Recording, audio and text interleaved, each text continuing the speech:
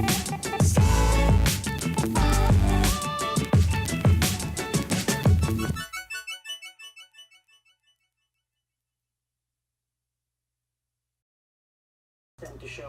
morning, everybody. It's funny, this guy's on the TV. This is actually the guy that I was talking about in that article that I was talking about Tesla and comparing them to Apple. Speaking of, check it out. They're doing pretty well so far. So yeah, good morning, guys. How's it going? So we had two really good days in a row, and one of the things I want to look at right now is I want to write down all the prices that I spent for the stuff that I have to see if I want to set some stop orders to lock in some profit. I think that's a good idea to do right now since the market was just super hot, or at least for us it was the last couple days. I don't want it to like fall down and then like lose 10 grand in a day, because that would be horrible. So what I'm going to do is I'm going to make a list of all the stocks and options that I own and what I paid for them, so then I can see, okay, I'm comfortable with this much profit, and then I can set a bunch of stop orders. That way if the prices do drop, I don't have to like lose too much money. It'll guarantee that I lock in that profit and it'll sell for me. So that's what I'm going to be doing this morning. But it looks like the stocks are still going up, so that's good. What we could do is that we can adjust the stop prices and keep raising them up. Until I learn how to do a trailing stop order, I still have to learn how to do that. But in the meantime, you can always manually bump up the prices to lock in more and more profit as the price goes up. So that's what I'm going to be doing today.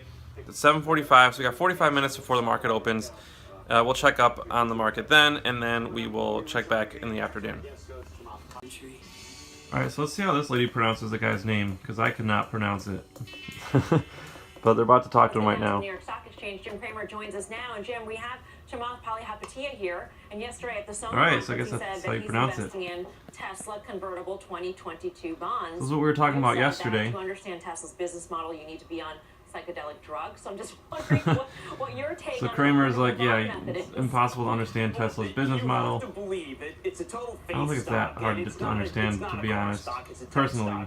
And if they can do what Tony Saganelli says maybe is hard to do, which is get the gross margins So I'm not sure how the convertible bonds work. I have no idea actually how they work.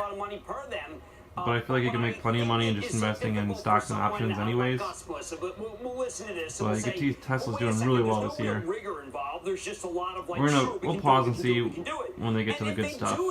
Outside the U.S. is a better way to invest. Alright, so Kramer just basically said if Tesla, delivers all those Model 3s that they're promising, their stock will go up. Otherwise, he doesn't really see much reason for it.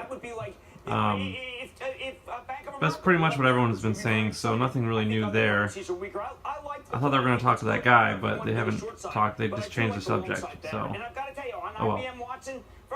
Alright, so it looks like they are going to talk to that guy. Our guest has this morning Chamath Palihapitiya, founder and CEO of Social Capital. He's also co-owner of the Golden State Warriors. Chamath, we do want to get to Tesla. He's a co-owner of Golden State Warriors? Dang. 2022 as opposed to the stock. Is that like a backhanded compliment?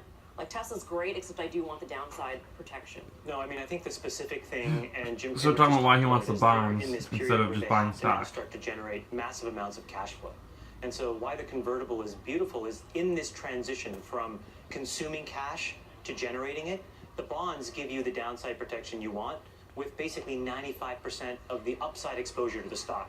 And so the way that we think about it is right now, you buy huge amounts of these convertibles. And then when they start to show that gross margin performance, the gross profit performance, then you start to transition and you start to bulk up and build up a huge stock position. Alright, so I just did some research on how convertible bonds work, and I'm going to put a link in the description because Investopedia website explains it better and they give a more detailed example. But in simplest terms, basically a convertible bond, you can buy it, like if Tesla issues a convertible bond, it's basically a loan, so they're borrowing money from you, and it has a maturity date. So let's say in this case it's 2022.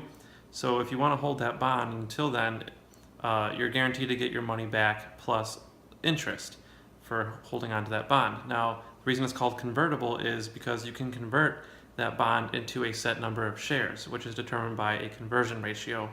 It might be like 50 to 1, so you can get 50 shares of stock for your one bond. Etc. And so the general strategy is by owning the bond, you're protecting yourself from the downside risk, because if the stock goes down, you can hold on to your bond and just get your money back plus interest, so you don't lose any money. In fact, you still make money with the interest. Now, if the stock goes up, you can convert that bond into shares and then ride that wave and make some more profit that way. Now, there is sometimes, like, according to Investopedia, a lot of times the companies will cap how much profit you can make, and what they'll do is they'll call the bonds back, and I guess they'll just like pay you back or something, or do something to get the bonds back. I'm not exactly 100% sure how that works, but that's basically a general strategy for owning these convertible bonds. Is you're guaranteed to get your money back if the stock goes down, and if the stock goes up, you can convert them to shares and start getting more profit that way. All right, so that is how convertible bonds work. You know, the point is that you have a lot of people right now that are short this company, and the reality is I think it's you cannot do it. And the reason is because the amount of consumer demand that this company has is unimaginable. In 4 years, they've captured 1/3 of every luxury car. In 4 quarters, they've captured 10% of every luxury SUV. They actually, when they announced the Model 3, BMW saw a 25% decrease in the 3 Series. So this is a very dangerous stock to be short. There's clearly I agree. This is why I am definitely long Tesla. And so from our perspective, as you just can't deny that their cars are amazing. The right way to play this right now.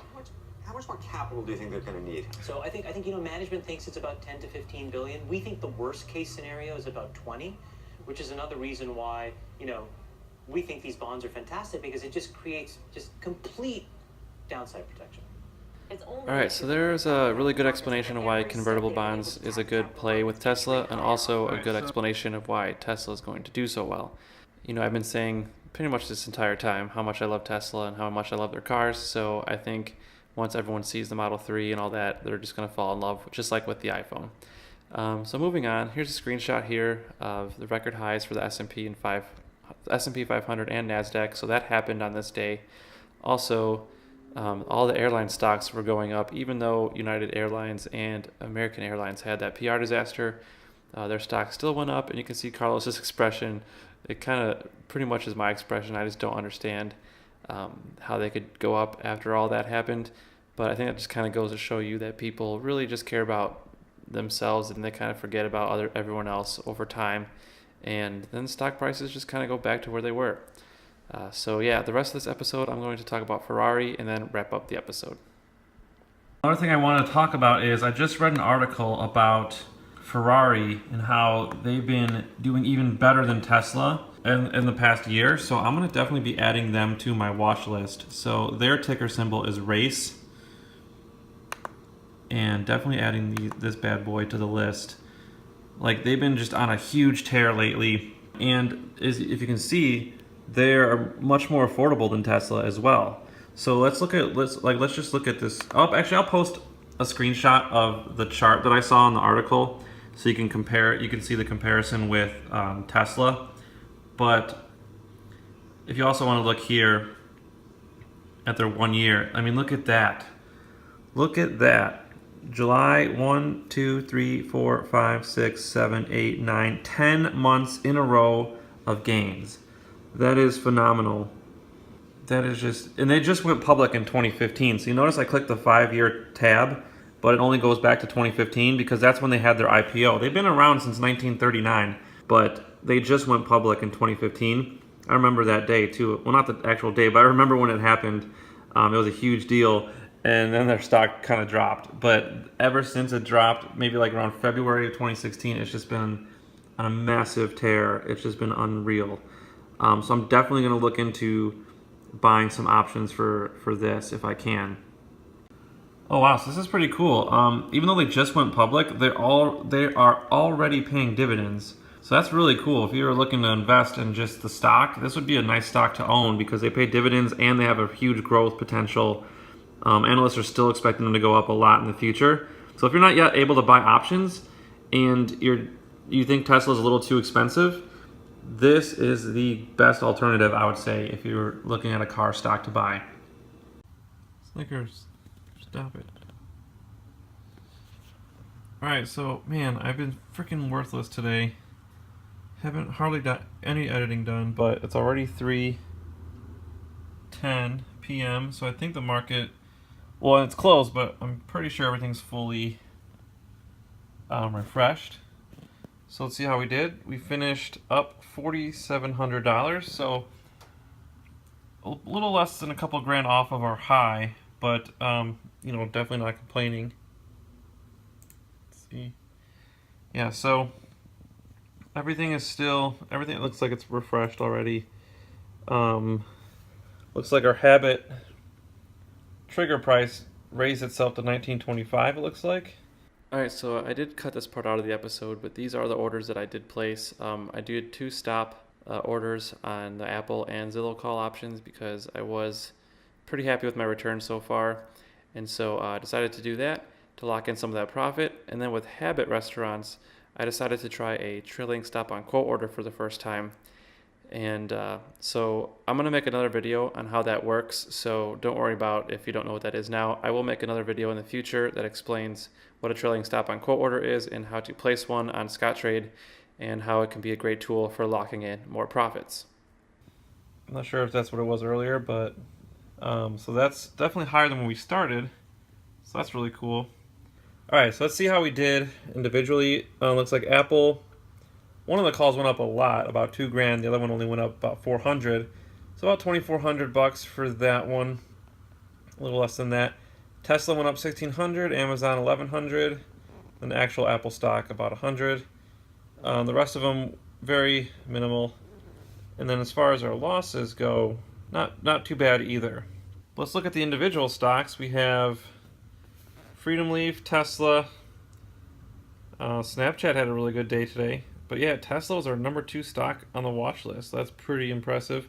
We didn't get a chance to buy Ferrari today, so we're going to have to wait till tomorrow or the next day. Maybe they'll go down one of those days and then we can jump on it. But yeah, so we didn't get a chance to buy Ferrari, but you can have a look at the other ones that are doing well. Domino's Pizza, I really want to get into Domino's Pizza. AMD had a decent day today. And yeah, so that kind of rounds out the first page. I don't know if you guys are interested in seeing what the other guys did.